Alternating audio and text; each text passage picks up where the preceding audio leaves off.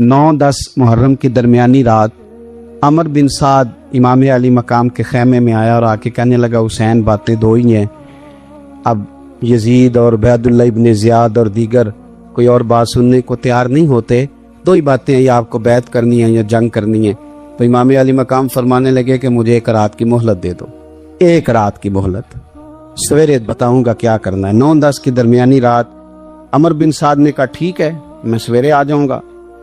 तो अमर बिन साद खैमे से बाहर निकला तो हजरत अब्बास बिन अली, हजरत अब्बास रदी अल्लाह ताला अन्हु हाजिर बारगाह हुए। तो इमाम अली मकाम से अर्ज करने लगे, भाईजान मुझे पता है सवेरे आपने क्या फैसला करना है और आपको भी पता है सवेरे क्या फैसला करना है। तो ये बदबातन किस्म के लोग हैं, ये सोचेंगे पता नहीं हुसैन कमजोर पड़ गया। अभी बताना था कि हमने बैत नहीं करनी, आपने रात मोहलत क्यों मांगी, ये पता नहीं रात क्या क्या बदगुमानियां सोचेंगे। फैसला तो सवेरे भी वही होना है और अब भी वही होना है कि हम यजीद की बैत करने को तैयार नहीं है, तो आप ये भी बात कर देते। तो इमाम हुसैन फरमाने लगे, अब्बास तेरा क्या ख्याल है, मैंने सोचने के लिए टाइम लिया है, तेरा क्या ख्याल है कि मैंने कोई नए राह तलाश करनी है, कोई मुझे और किसी फौज के पहुंच जाने की उम्मीद है। कहा नहीं, मुझे कुछ भी नहीं करना, ना कुछ सोचना है, फैसला भी वही है जिसका तुझे पता है, लेकिन भाई ये आखिरी रात बची है, कल हुसैन दुनिया से जाएगा, आखिरी रात बची है, दिल करता है कि आज की रात ना मैं रज रज के अपने रब को सजदे करूं, मैं जी भर के उसकी इबादत करूं, ये पेशानी उसके हुजूर नाज झुके।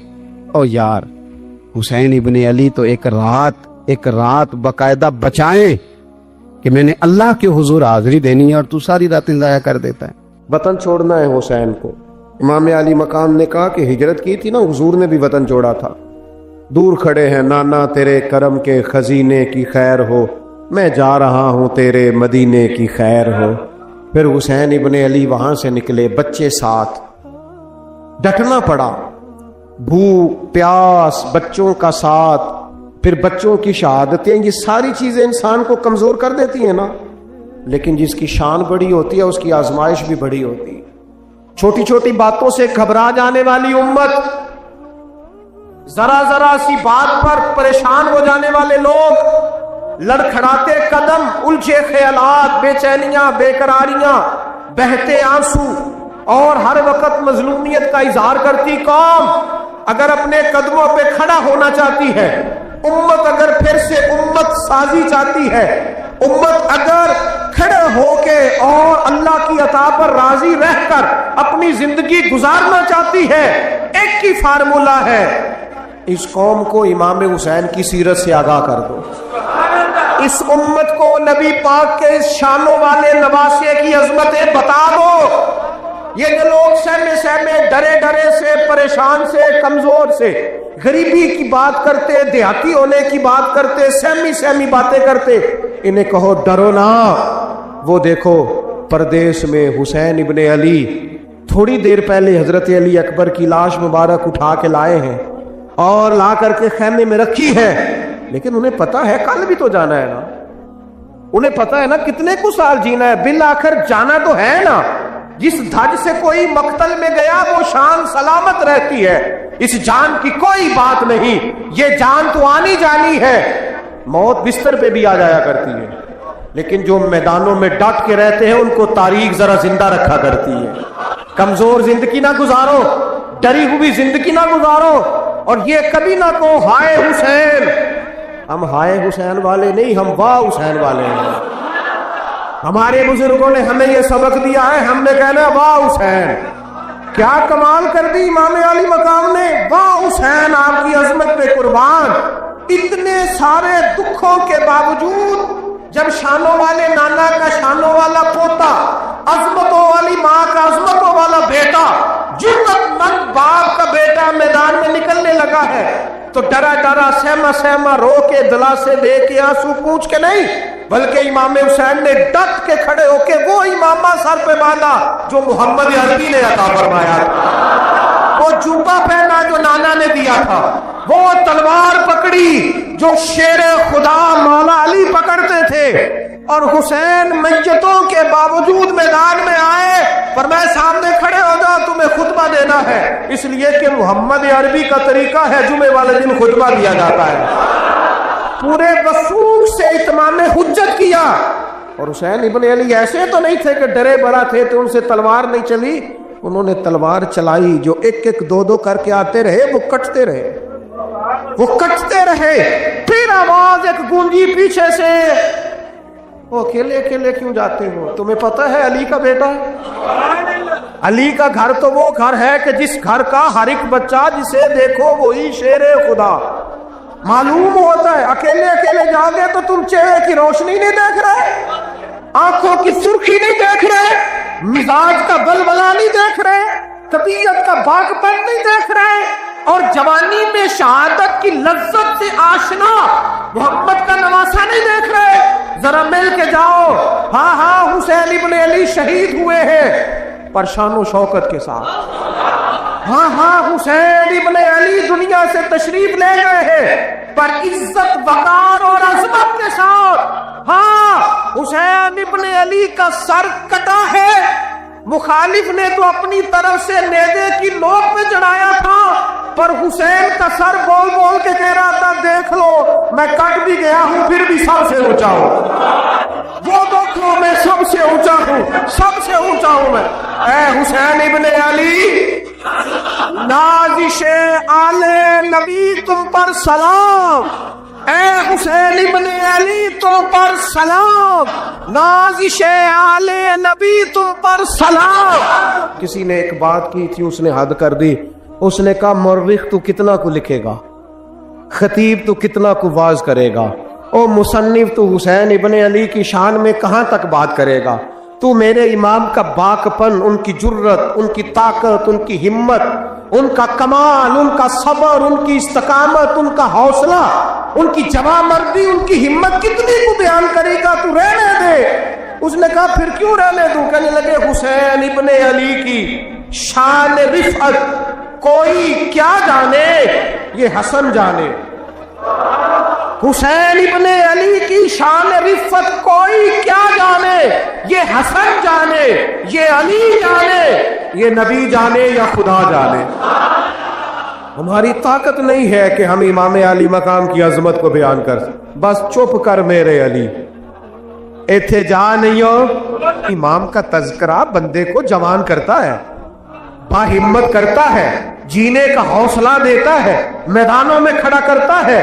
वही है तेरे जमाने का इमाम बरहक, जो तुझे हाजिर व मौजूद से बेजार करे और मौत की शक्ल में दिखला के तुझे जलवा यार जिंदगी तेरे लिए और भी दुश्वार करे। जिंद और पलटना, झपटना, झपट कर पलटना, ये लहू गर्म रखने का है एक बहाना। लिहाजा ताकतवर बनो, बाहिम्मत बनो, करबला के वाक़े से ताकत हासिल करो। फिर कहता हूं, हम हाय हुसैन वाले नहीं, हम तो वाह हुसैन वाले हैं। हमारा कहना है कि वाह हुसैन, ऐ हुसैन इब्न अली तुम पर सलाम, नाज़िशे आले नबी तुम पर सलाम। हम कह रहे वाह हुसैन, वाह हुसैन, वाह हुसैन, वाह हुसैन, या हुसैन, वाह हुसैन, या हुसैन, वाह हुसैन, वाह हुसैन, या हुसैन, वाह हुसैन। अपने मिजाज में ताकत पैदा करो, अपने बच्चों को ये कुव्वत इरादी, कुव्वत फैसला आने वाली नस्ल को मुंतकिल करें, ये हिम्मत, जज्बा। इमाम हुसैन ने वतन छोड़ा, कोई लग़ज़श नहीं पैरों में, कोई नहीं। शहजादों वाली जिंदगी थी, मस्जिद नबवी के इमाम थे, नबी करीम अलैहिस्सलाम के रोज़ा अतहर पर तशरीफ रखते थे, जमाना हया करता, शान शौकत थी, पर हक के लिए छोड़ा, निकल कर खानकाहों से अदा कर रस्म शब्बीरी। और फिर बड़ा मुश्किल होता है, इस शख्स के साथ बच्चे और औरतें हों, वो तो ये कह के लड़ाई से जान छुड़ाता है कि मेरे साथ फैमिली है, ना होती तो तुझे बताता। पर इमाम हुसैन को औलाद भी कमज़ोर नहीं कर सकी, औरतों का साथ होना कमज़ोर नहीं कर सका। फिर इमाम अली मकबूक कितना मुश्किल काम है, آج لوگ کہہ نہیں دیتے کہ میں تو اس لیے گناہ کرتا ہوں کہ رشوت اس لیے لے لیتا ہوں کہ بچے چھوٹے ہیں۔ 10 دنوں کی کم و بیش سفر، 3 دنوں کی بھوک اور پیاس، پر حق کے رستے میں امام حسین کو کوئی چیز کمزور نہیں کر سکی۔ اور پھر وہ جتنی باتیں لوگ کہہ سکتے تھے وہ ساری کہیں گئیں، ساری۔ اور آ کے عرض کرنے لگا حضور یہ کوئی معمولی دشمن نہیں، یہ وہ ظالم ہیں جو لاشوں پہ بھی گھوڑے دوڑا دیتے۔ تو امام علی مقام فرمانے لگے جو شہادت کا جذبہ لے کے نکلے وہ پھر انجام نہیں دیکھا کرتا۔ وہ انجام، وہ جتنی چیزیں جو استقامت کے رستے میں آ سکتی ہیں وہ ساری چیزیں رستے میں آئیں، پر امام علی مقام نے کسی چیز کی پرواہ نہیں کی۔ آج کا مسئلہ یہ ہے کہ آج لوگوں میں استقامت نہیں ہے۔ رات کو کچھ ہوتے ہیں، سویرے کچھ ہوتے ہیں، دوپہر کو کچھ ہوتے ہیں، شام کو کچھ ہوتے ہیں۔ ہمارا کل انداز تکلم کچھ اور ہوتا ہے، صبح کچھ اور ہوتا ہے۔ امام علی مقام میدان میں رہے، ایک میت گھر میں ہو جائے تو کئی دنوں تک آنکھ کھلتی نہیں، ہوش رہتا نہیں۔ سب سے زیادہ مصائب امام حسین نے دیکھے، سب سے زیادہ، اور گھوڑے پر بیٹھنے سے پہلے ساری تکلیفیں آپ دیکھ چکے تھے۔ باپ کا جنازہ اٹھانا آسان ہوتا ہے، بیٹے کا جنازہ اٹھانا بڑا مشکل ہوتا ہے، پر امام حسین نے بیٹوں کے جنازے اٹھائے۔ حضرت علی اصغر کی لاش کو امام حسین نے اپنے دست مبارک سے دفن کیا، اور جناب علی اکبر کی میت کو جب آپ اٹھا کے لا رہے تھے تو سیدہ زینب فرماتی ہیں کہ مجھے یوں کبھی لگتا تھا حسین کا قد بڑا ہے اور کبھی لگتا تھا علی اکبر کا قد بڑا ہے، اور فرماتی ہیں کہ پھر حضرت قاسم بن حسن کو بھی وہ اٹھا کے لائے، اور جناب عباس کے وجود سے الگ ہونے والے بازو انہوں نے لا کے حضرت عباس کے وجود کے ساتھ بھی رکھے۔ انہوں نے یہ سارا منظر دیکھا، لیکن جب حسین ابن علی اپنی دفعہ گھوڑے پہ سوار ہوئے تو لگتا یہ تھا کہ ان سے زیادہ بہادر کوئی نہیں۔ ایک جملہ بھی یزیدی فوج کے سامنے امام حسین نے کمزور نہیں کہا، ایک جملہ بھی، ایک فکرہ بھی کچا نہیں بولا، کہیں بھی کوئی منت نہیں کی، کسی جگہ بھی ان کے پائے استقلال میں کوئی لغزش نہیں آئی۔ جب لوگوں کو پتہ چل جائے کہ اب سامنے موت ہی موت ہے، سوائے اس کے چارہ کچھ بھی نہیں، تو بہت ساری رخصت اور اجازت تو دین بھی دیتا ہے، پر امام حسین کسی جگہ کسی رخصت پر عمل کرتے نظر نہیں آتے۔ ڈٹ کے بات کی، ڈٹ کے، اور پھر جب میدان میں نکلے، اللہ اکبر، تو ابن سعد کہنے لگا کہ اگر 2 کر کے ایک کر کے جاؤ گے تو یہ 45,000 کا لشکر سارا حسین کاٹ ڈالے گا۔ یک بارگی حملہ کرو گے تو بات، اتنی استقامت، اتنا۔ آج تو لوگ ڈپریشن کے مریض ہیں، آج تو لوگ ٹینشن کے مریض ہیں، ہر دوسری بات میں لوگ کہتے ہیں وہ بڑا، پر کس بات سے؟ مطلب کیا آپ نے زندگی میں صرف جاب نہیں مل رہی، صرف بیماری آ گئی، صرف خرچہ نہیں گھر میں بڑا، کس بات کا ڈپریشن؟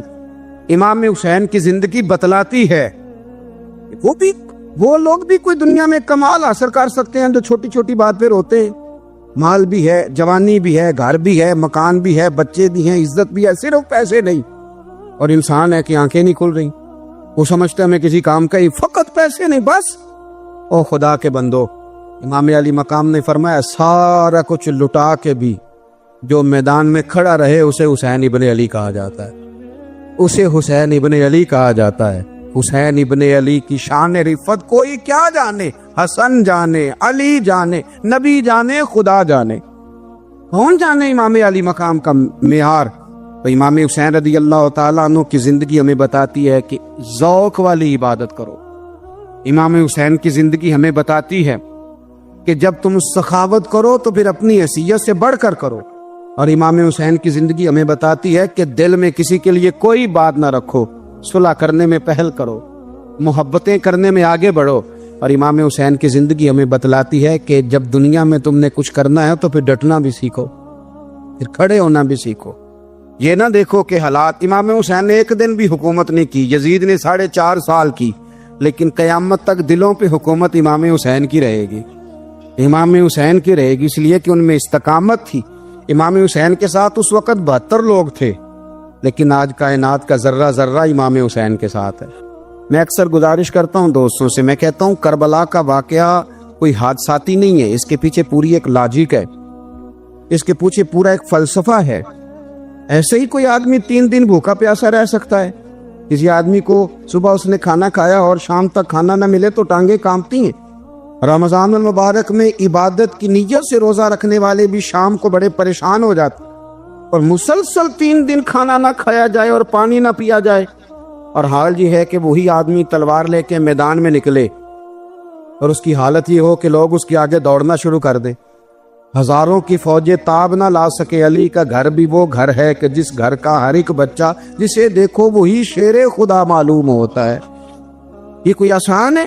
اس کے پیچھے پوری اس کے پیچھے فلسفہ ہے۔ امام راضی کی تفسیر کبیر دیکھیے گا۔ امام راضی کہتے ہیں کہ سیدہ فاطمہ الزہرا رضی اللہ تعالی عنہ کے دونوں شہزادے حسنین کریمین بیمار ہو گئے تو سیدہ نے منت مانگی کہ بچوں کو شفا ہوگی تو 3 روزے رکھوں گی۔ شفا ہو گئی، روزے بھی رکھ لیے۔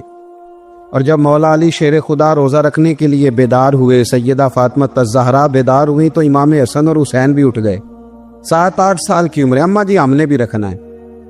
صبح کھجور اور دودھ سے روزہ رکھ لیا گیا۔ این افطاری کے وقت مولا علی کہتے ہیں فاقے چل رہے تھے، کہیں سے میں جون لایا تھوڑے سے۔ سیدہ فاطمہ الزہرا نے پیس کر روٹیاں پکائیں۔ وہ وقت جو بڑا مشکل ہوتا ہے افطار کا، کہتے ہیں اس وقت جب کھانے کے لیے بالکل ہاتھ آگے بڑھنے لگے اور امید تھی کہ ابھی سیدنا بلال اللہ اکبر کہیں گے تو روزہ کھلے گا، لیکن ابھی چند ہی منٹ رہتے تھے کہ دروازے پر ایک فقیر نے صدا دی۔ کہنے لگا سارے مدینے کے دروازے کھٹکھٹا آیا ہوں، قحط ہے، فاقہ ہے، اے رسول اللہ کے خاندان والو، میں یتیم ہوں، کسی نے بتایا ہے کہ اور کوئی دروازہ کھلے نہ کھلے سیدہ کا دروازہ تیرے لیے ضرور کھلے گا، کیا یتیم کو روٹی ملے گی؟ تو حضرت مولا علی نے بچوں کی طرف دیکھا ہی تھا کہ امام حسن ساری روٹیاں جا کے دروازے پہ دے آئے۔ کھجور اور پانی سے افطار ہو گیا۔ صبح پھر کھجور اور دودھ سے روزہ رکھا۔ امام راضی کہتے ہیں این وہ وقت جب افطار کا ٹائم آیا تو پھر دروازے پہ کسی نے صدا دی، کہا اے رسول اللہ کے خاندان والوں میں مسکین ہوں، رات سے روٹی کھائی ہے، نہ صبح کھا سکا نہ دوپہر، کسی نے بتایا ہے کہ اس دروازے سے خالی کوئی نہیں جاتا۔ امام حسن نے پھر سارا لنگر اٹھایا اور پھر جا کے دے دیا۔ تیسرا دن پھر ہوا۔ مجھے لگتا ہے کہ جب افطار کا ٹائم آیا ہوگا نا تو یہ خود ہی سارے دروازے پہ دیکھتے ہوں گے، یہ کوئی آیا نہیں لینے والا ابھی تک۔ لگتا ہے کہ نظریں دروازے پہ تھیں۔ این افطار کے وقت 3 روٹیاں جب جوں کی پک کے آئی، ایک بھکاری نے صدا دی، کہنے لگا میں قیدی ہوں، آج ہی قید سے رہائی ملی ہے، پہلے دن کسی کے دروازے پہ صدا دی ہے روٹی ملے گی۔ امام حسن وہ کھانا دے کے واپس لوٹے، کھجور اور پانی سے افطار ہوا، اور جیسے ہی مسجد نبوی میں تینوں باپ بیٹا نماز پڑھنے گئے تو مولا علی کہتے مجھے بتانا نہیں پڑا، رسول کریم نے میری طرف دیکھ کے فرمایا علی تیرا، فاطمہ کا، حسن اور حسین کا 3 دن والا عمل خدا کو بھی بڑا پسند آیا ہے اور محمد مصطفیٰ کو بھی بڑا پسند آیا، بڑا پسندیدہ عمل۔ میں کہتا ہوں کہ حضرت فاطمہ نے نا ان کی تربیت پہلے ہی کر دی تھی، 3 دن بغیر افطار کے روزہ رکھنے کی، وہ ٹریننگ گھر سے ہو چکی تھی۔ اب میدان کربلا میں 3 دن بھوکا پیاسا رہنا ان کے لیے مشکل نہیں تھا، وہ تو ان بچوں کے لیے مشکل ہوتا ہے جو کھانا دیر سے پکنے سے برتن توڑنے شروع کر دیتے۔ وہ بچے بلیک میل ہوتے ہیں جن کو ایک وقت ان کے پسند کا کھانا نہ ملے تو وہ گھر میں جو ہے وہ ادھم شروع کر دیتے ہیں، جن کی ماں نے عادت ڈالی ہو کہ بیٹا 3 دن بھوکے پیاسے رہنا ہوا تو رہ لینا، لیکن کسی بھی باطل کے ساتھ کمپرومائز نہ کرنا، ان کے لیے اتنا مشکل نہیں تھا۔ ان کی تربیت ہوئی، ان کی ٹریننگ ہوئی، پھر اللہ نے ان کی سیرت میں رنگ بھرے، ان کے کردار میں حسن آیا، وقار آیا۔ حضرت امیر معاویہ رضی اللہ تعالی عنہ نے ایک شخص کو بھیجا مدینہ منورہ شام سے، تو اس نے کہا میں نے امام حسین سے ملنا ہے، تعارف کیا ہے؟ جناب امیر معاویہ فرمانے لگے مسجد نبوی میں جانا جس کے گرد لوگ سب سے زیادہ ادب سے بیٹھے ہوں، اور جس کی باتیں سب سے زیادہ میٹھی ہوں، اور جس کی نظریں سب سے زیادہ جھکی ہوں، اور جس کے چہرے پر تمہیں سب سے زیادہ وقار نظر آئے، وہی علی کے بیٹے حسین ہوں گے۔ جو سب سے زیادہ تمہیں وہاں ماحول کے اندر جو شخص نظر آئے، پوچھنے کی ضرورت نہیں پڑے گی، وہ شخص کہتا ہے میں مدینے آیا تو میں نے واقعی ایک شخص کو دیکھا، شہد کے گرد مکھیوں کا اتنا ہجوم نہیں ہوتا جتنا امام حسین کے گرد رسول اللہ کے غلاموں کا ہجوم تھا، لیکن نظریں جھکی ہوئی، باتیں میٹھی، لہجہ گداز گداز، لفظوں میں رانائی، اور لوگ کئی باتیں پوچھتے تو علی کے صاحبزادے ایک کا جملہ بولتے تو لگتا یہ کہ وہ جملہ سیدھا دل میں اترتا چلا جاتا ہے۔ امام علی مقام کے کردار میں نا کچھ باتیں بڑی زیادہ تھیں، بہت زیادہ تھیں، بڑا حسن تھا۔ ایک بات تو یہ تھی، امام حسین رضی اللہ تعالیٰ عنہ کا علم و فضل بڑا کمال کا تھا۔ امام حسین کے علم سے، فضل سے لوگ فیض اٹھاتے تھے۔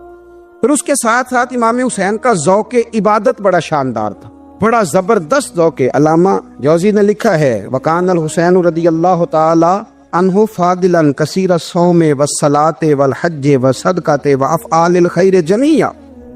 آپ فرماتے ہیں کہ امام حسین زیادہ نمازیں پڑھنے والے تھے، کثرت سے سجدے کرنے والے، کثرت سے روزے رکھنے والے، زیادہ حج کرنے والے، اور امام حسین صدقہ دینے والے اور نیکی کے کاموں میں شدت کرنے والے تھے۔ امام حسین کا جو ذوق عبادت تھا وہ اتنا شاندار تھا کہ آپ فرض نماز کے علاوہ روزانہ 100 رکعت نماز نفل ادا فرمایا کرتے، اور امام حسین فرماتے زندگی میں کبھی ایسا نہیں ہوا کہ 3 دن گزر گئے اور حسین کا قرآن پاک ختم نہ ہوا۔ 25 حج کیے امام حسین نے مدینہ منورہ سے مکہ مکرمہ پیدل جا کے، 25 حج۔ اب تو نسبت والے لوگوں کو عبادت کی ضرورت نہیں نا، اللہ ماشاءاللہ کہتے ہیں نسبت بڑی ہے بھئی، جن کی نسبت اتنی خاص تھی کہ حضور نے فرمایا یہ فاطمہ کے نہیں میرے بیٹے ہیں، ان کا تو حال یہ ہے کہ فرض کے علاوہ 100 نفل، 3 دن سے پہلے ختم قرآن پاک، 25 حج فرمائے، تو کس نسبت کی بات کرتا ہے؟ یہ نسبتیں تو ہیں جو انسان کو عبادت کے قریب کرتی ہیں۔ لوگوں نے معیار ہی بدل دیا ہے۔ حضرت سیدنا امام حسین کی شہادت کے بعد حضرت عبداللہ ابن زبیر رضی اللہ تعالیٰ عنہ نے قاتلان حسین سے خطاب کیا اور فرمانے لگے اللہ کی قسم تم نے اس شخص کو شہید کیا ہے جو راتوں کو لمبے لمبے قیام کرتا تھا، اور تم نے اس شخص کو شہید کیا ہے جس سے میں دن میں جب بھی ملتا تھا تو وہ روزے سے ہوتا تھا۔ تم نے اس شخص کو شہید کیا جو قائم اللیل تھا، صائم الدہر تھا، اس شخص کو تم نے شہید کیا۔ آپ کو پتہ ہے کہ میدان کربلا میں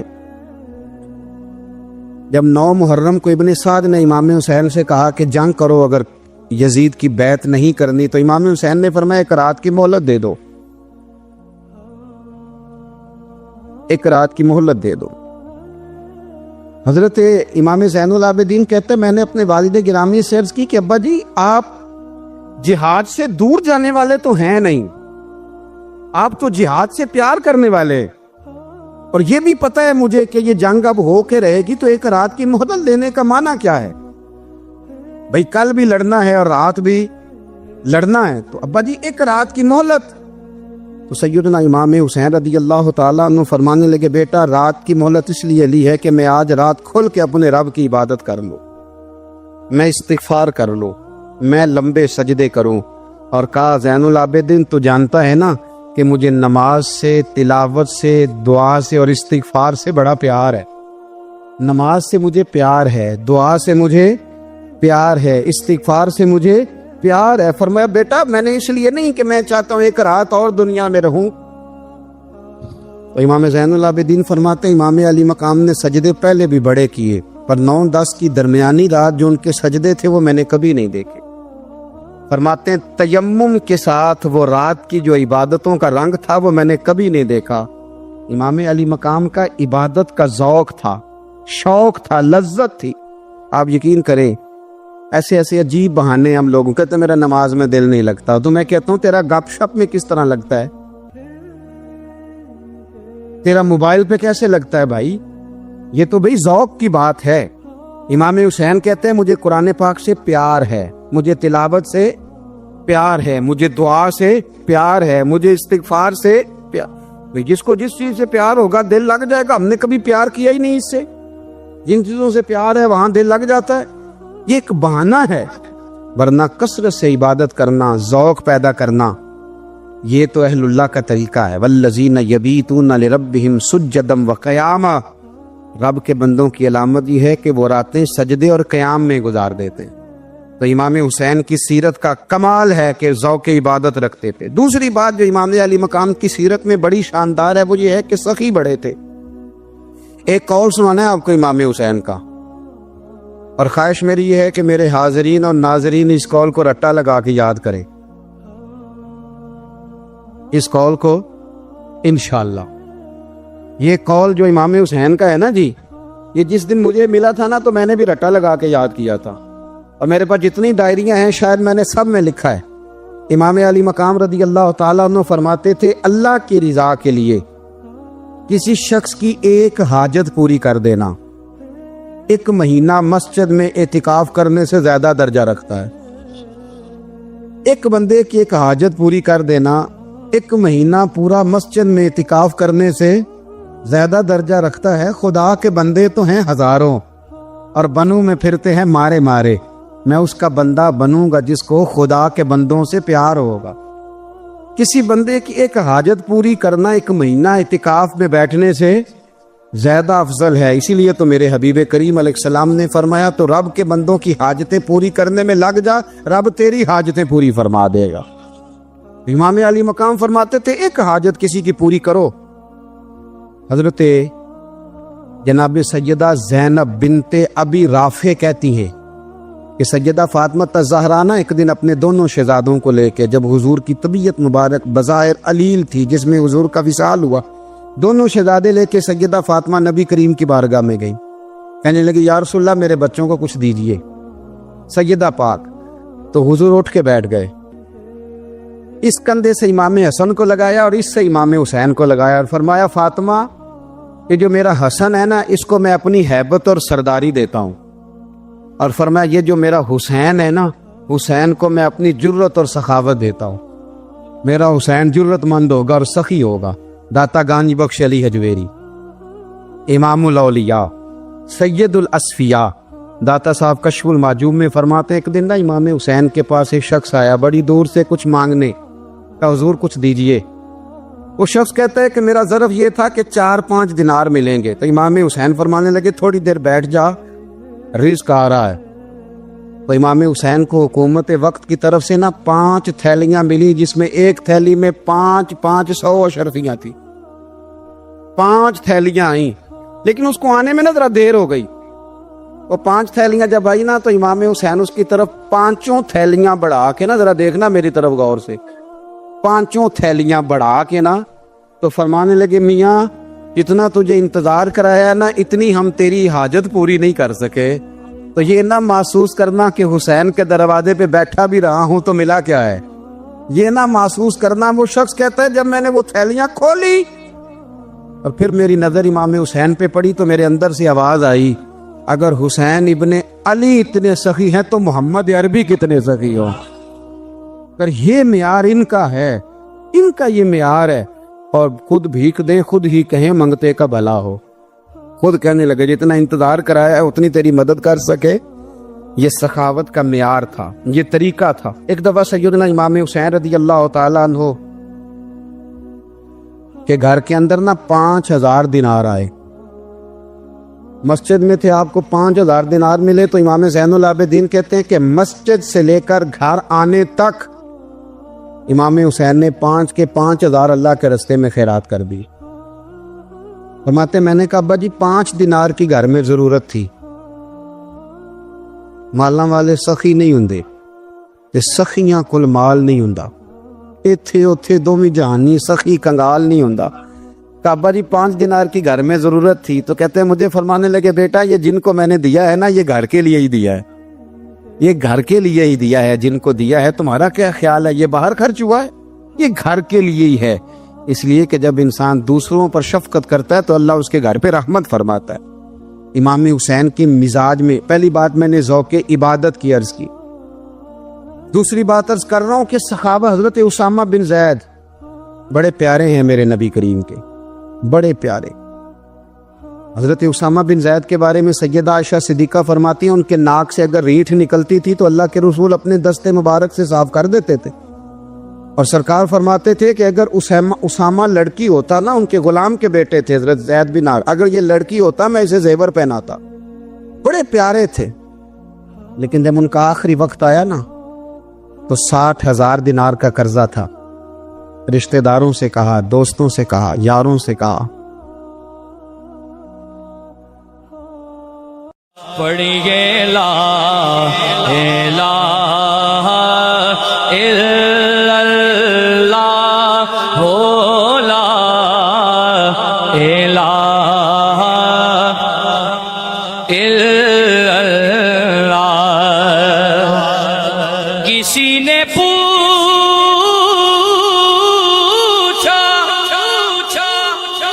کہ جنت کی کوئی قیمت ہے،